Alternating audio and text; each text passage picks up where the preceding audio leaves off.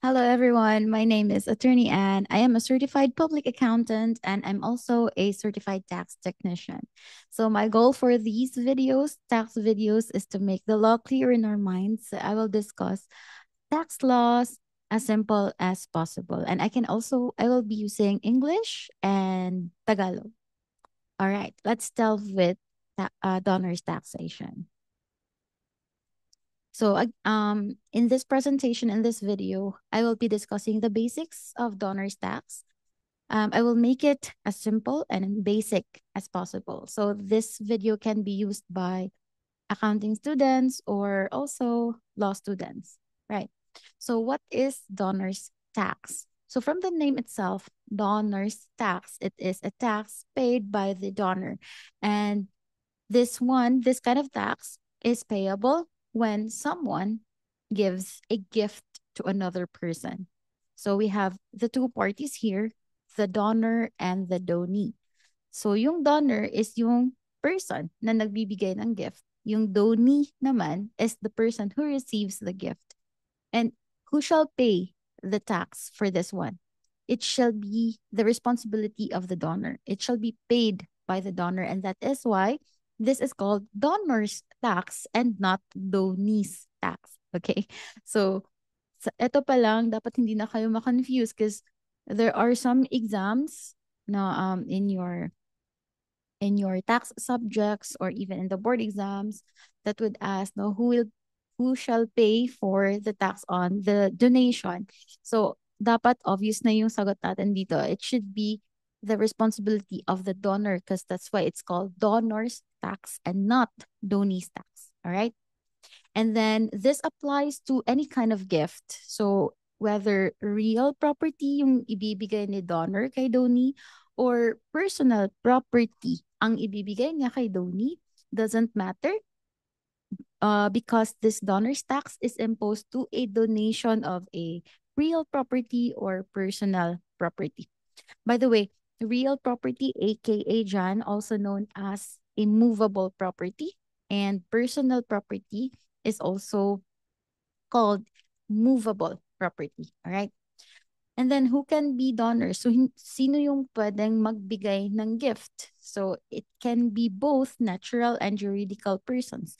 So a natural person is a human being like us, no?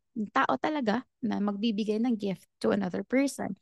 Pero pwede din naman juridical person ang maging donor. Like for example, a corporation, a partnership, an association. And that corporation, partnership, or association wants to give a donation or a gift to another person or even another corporation. Then they can also be treated as donors. All right. So I hope it's clear at this point. So what are the formalities? Anong kailangan natin i-execute ng mga documents or kailangan ba talaga may i-execute, may pipirmahan tayo na document whenever we do or give a donation? Okay, so let's look at donation first of a movable property or also known as a personal property. Okay. So in this case, if what is being donated is a movable property or a personal property, we have to look at the value of the thing being given. If the value exceeds 5,000, the donation and acceptance must be in writing. So take note yung dalawa ha. Both the donation and the acceptance must be in writing if the value exceeds 5,000 pesos. Now, um, it says here in writing, okay? It does not specify na kailangan notarized siya, okay? Because if we look at the second part, donation of an immovable property, it is stated here that such donation must be in a public instrument. Okay, take note of the difference ha. Dito, sabi lang in writing. However, dito, if immovable property or real property, kailangan public instrument. So what's the difference between when you say in writing and public instrument? So again, if you say that the required formality is that in writing lang siya, it doesn't have to be notarized.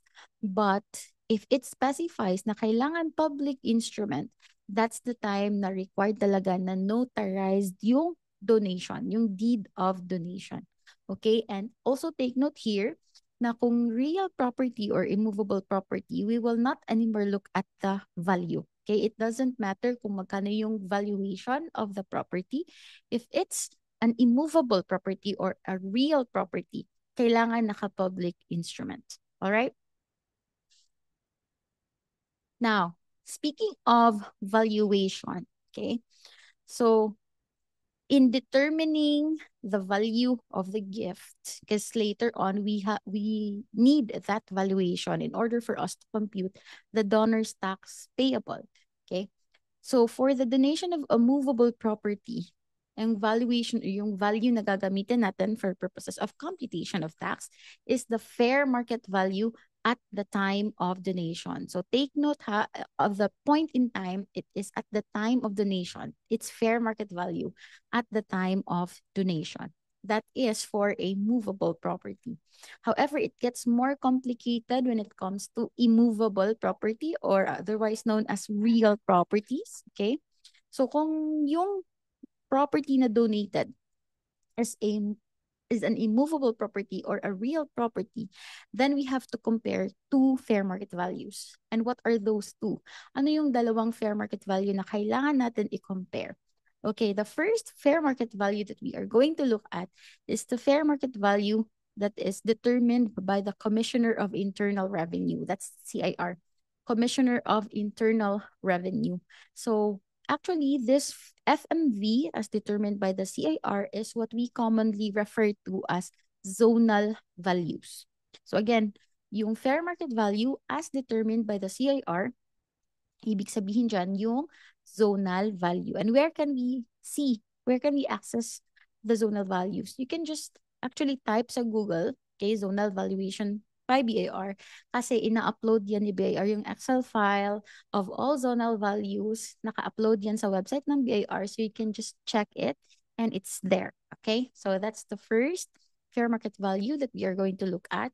And then the second one is the fair market value in the latest schedule of values fixed by the assessor. So if it's a land or immovable property that is situated in a municipality, hindi siya city, kundi municipality, then yung magfi-fix ng fair market value niya is yung provincial assessor.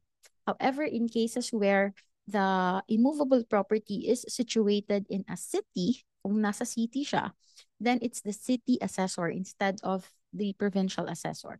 So this one, fair market value in the latest schedule of values, ibig sabihin dyan, yung fair market value na nakalagay sa tax declaration ng property. Okay? So, get a copy of the tax declaration from the assessor's office. And then you can see there the market value of the immovable property that is being donated. And since we already have the two fair market values, right? The first one, again, is the fair market value as determined by the CIR, or what we commonly refer to as the zonal value. So meron na tayong zonal value on one hand, and on the other hand, meron tayong market value na nasa tax declaration. Then compare the two. So whichever is higher between the two, yan yung gagamitin natin na valuation for the donation of that immovable property. All right? It's clear in our minds. Dalawang fair market value to be compared. The first one is the zonal value, and the second one is the market value as indicated in the tax declaration of that property. And again, whichever is higher, siya yung gagamitin. Yan yung gagamitin na valuation para sa computation ng donor's tax. Okay. So here are the simple steps that we should follow in order for us to compute the donor's tax that should be paid by the donor. Okay, the first step is for us to compute the gross gift.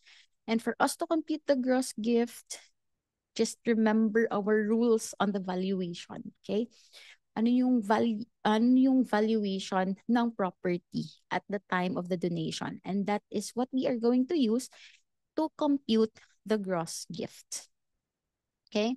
And then from the gross gift, deduct all allowable deductions. Later on, I will discuss ano ba yung mga allowed na i-deduct from the gross gift.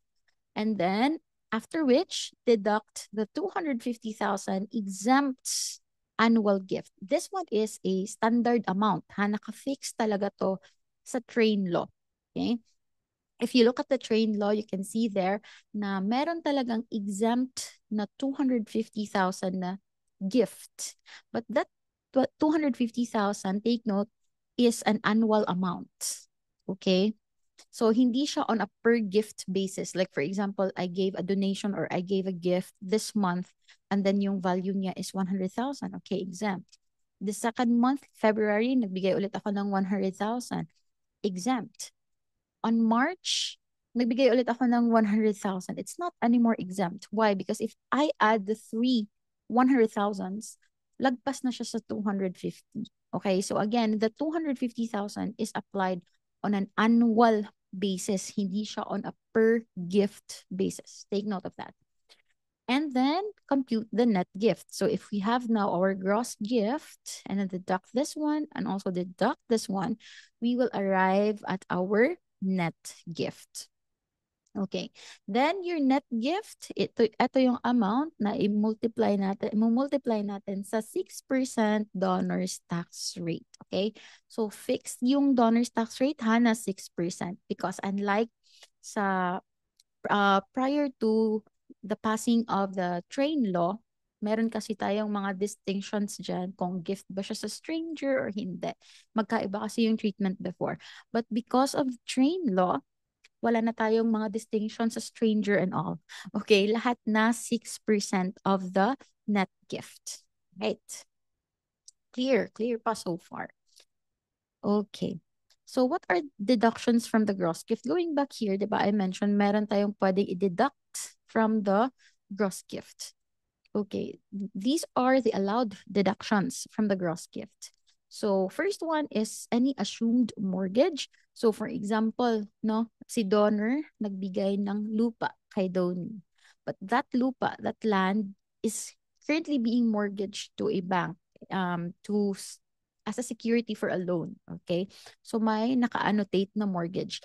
And then kung yung mortgage na yon, meaning yung balance ng loan, if it is assumed by the donee, meaning to say, si donee na ang magko-continue pagbayad kasi, di ba, binigay sa kanya daw yung land na naka-mortgage. So, sabi doon sa agreement nila, sa deed of donation nila, na si donee na ang mag-continue pagbayad ng mortgage. So, in that case, the balance of the loan shall be deducted from the gross gift. Like for example, to simplify things, example, the value of the land, the fair market value of the land is 10 million, pero naka-mortgage pa siya and then the balance of the loan is 2 million. And then that 2 million, si donee na ang mag-continue to pay for the 2 million. So from the 10 million na fair market value, you have to deduct the 2 million na assumed mortgage. So in that case, 8 million na lang yung, kumbaga, after we compute this one, so yung gross gift, 10 million, and then deduct the 2 million assumed mortgage. So it's only 8 million na lang.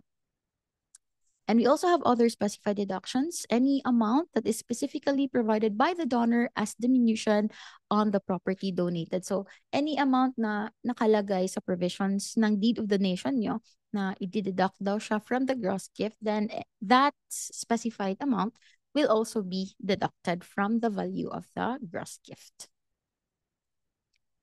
Okay, how about if a certain property is being donated by spouses? Okay, for example, I have this client no na these spouses have several properties and then they are slowly disposing of their properties, no, dinodonate na nila slowly to their children. So for example, these spouses made a donation to one of their children, and then the land, for example, or the property is being owned by both spouses. Then for purposes of donor's tax, each of the spouse is considered a donor. Okay, so for example, let us say husband. So husband is donor number 1 and wife is donor number 2. So for purposes of computation of donor's tax, we have to divide the value of the property donated kasi half-half sila, 'di ba? So like for example, in my previous assumption, like 10 million yung valuation ng property, and that property is owned by husband and wife, then divided by 2, 10 million divided by 2. That means 5 million is the donation of the husband and 5 million is the donation of the wife. And what is the significance of that? Bakit kailangan natin i-divide? Kasi each of these persons, each sa kanila, is considered a donor, right? Since they are considered donors separately, each of them will enjoy the 250,000 na exemption. Okay? Ito, yung 250,000. So, may 250,000 exemption si husband, may 250,000 exemption din si wife. So, like in my example, diba 10 million yung original value of the property divided by 2. So, 5 million came from the husband and 5 million came from the wife. So, 5 million from the husband minus the 250,000 exempt. So that's 4,750,000. Ito na yung net gift niya, which will be multiplied by the tax rate of 6%. And another deduction of 250,000 for the wife's share. Okay? Because again, each of the spouse is considered a donor. So each spouse is a donor to the extent of 1/2 of the donation. Okay. What about in instances wherein there is renunciation of inheritance? Sabi, when we say renunciation, bale, may makukuha ka sana na inheritance from a decedent, pero you renounced it, meaning you waived your right to receive it. Ayoko na niyan, ibibigay ko na lang yan sa iba. Yung share ko, ibibigay ko sa iba. So, any renunciation of inheritance may or may not be subject to donation, and that depends on the fact na sino yung binigyan niya ng share. I mean, in whose favor the share of his inheritance was renounced for. So if you renounced your inheritance in favor of a co-heir, so for example, dalawa kayo sana na heirs, pero ikaw, you renounced your inheritance in favor of the other heir, that is not considered a donation for the purpose of taxation. Meaning, walang babayaran na donor's tax. Kahit na, kumbaga, in essence, parang dinonate mo sa kanya yung share mo, di ba? But if the renunciation was made in favor of a person that is not a co-heir, then that's the time na it's treated as a donation. And since it's treated as a donation, it will now become subject to donor's tax. Okay, so I hope that is clear. Still clear. And there are also tax-exempt gifts or donations, meaning to say, regardless of the amount, kahit nalagpas pa yan ng 250,000, kahit 1 million pa yan, kahit 10 million, 20 million pa yan, the entire amount is tax-free. Walang tax-exempt siya na donation. Okay, so under our tax code, okay, these are the exempt gifts or donations. So the first one is a gift made to or for the use of the national government, agencies, and instrumentalities which are not conducted for profit. So national government, magdodonate ka sa national government, in whatever amount, tax-free siya. How about if you donate something to an agency or an instrumentality of the government? So, kailangan mo siya i-qualify. Okay? Kailangan itong mga agencies or instrumentalities of the government are not for profit. Kasi if for profit siya, then it will not become tax exempt. Okay? Or you made a gift or donation to any political subdivision. So, when we say political subdivision, this is actually referring to our local government units. Okay, like the provincial government, we have the city, we have municipality and barangay. So if you make any donation to any of those political subdivisions in any amount, in whatever amount, those donations are tax exempt. Okay, another exempt donation.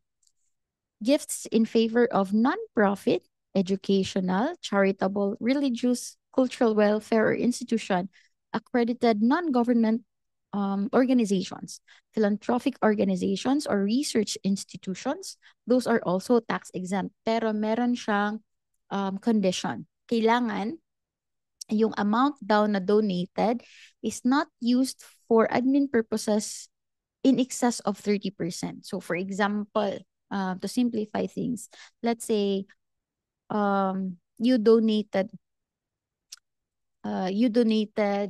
1 million, okay? 1 million to an accredited NGO. So 30% of 1 million, pwede nilang gamitan yan for admin purposes. Pero hindi pwede lagpas sa 30 million ang gagamitin nila na amount for admin purposes, because if they will reach if they will exceed this 30% threshold, then the gift will not become taxable. Okay. How about donation of prizes and awards to athletes? So, for example, if you are a sports enthusiast and you have excess cash and you donated some of it, nag-donate ka ng cash para gamitan as prize or award to athletes, that can also be tax exempt if these three requisites are being met. Okay, so ano yung requisites para maging tax-free yung donation mo for the prize and awards of athletes? Okay, the first requisite is that it is a local or international sports tournaments and competitions. And then second, it can be held in the Philippines or abroad. But the third requisite, which is I believe is the most important requisite among the three. Ito yung pinaka-importante. Kailangan yung tournament or competition is sanctioned. Okay? Sanctioned by the respective national sports associations. Meaning to say, it is approved by the National Sports Association. So what is an example of a National Sports Association? I think we have the Samahang Basketball ng Pilipinas. So we have that National Sports Associations. So if you donate for the prize of the athletes, those tournaments and competitions, yung donation mo will not be subject to donor's tax. However, if it's not sanctioned, if yung tournament or competition is not sanctioned by the National Sports Association of that sports, then your donation is not anymore tax-free, but rather meron na siyang tax. So follow the steps in computing the tax. Then we also have to look at the administrative provision. So if you are a donor, you have to file your donor's tax return within 30 days from the date of your gift. So if ever you executed your deed of donation today, so count 30 days from today, that is your deadline for the filing of your donor's tax return. And then date of payment is at the time the return is filed. So at the time na nag-file ka ng tax return, kailangan bayaran mo na din on that date, on that instance, yung donor's tax payable mo. So tawag natin dito, file and pay. Okay, file and pay. And then place of filing. So saan natin i-file yung donor's tax return natin?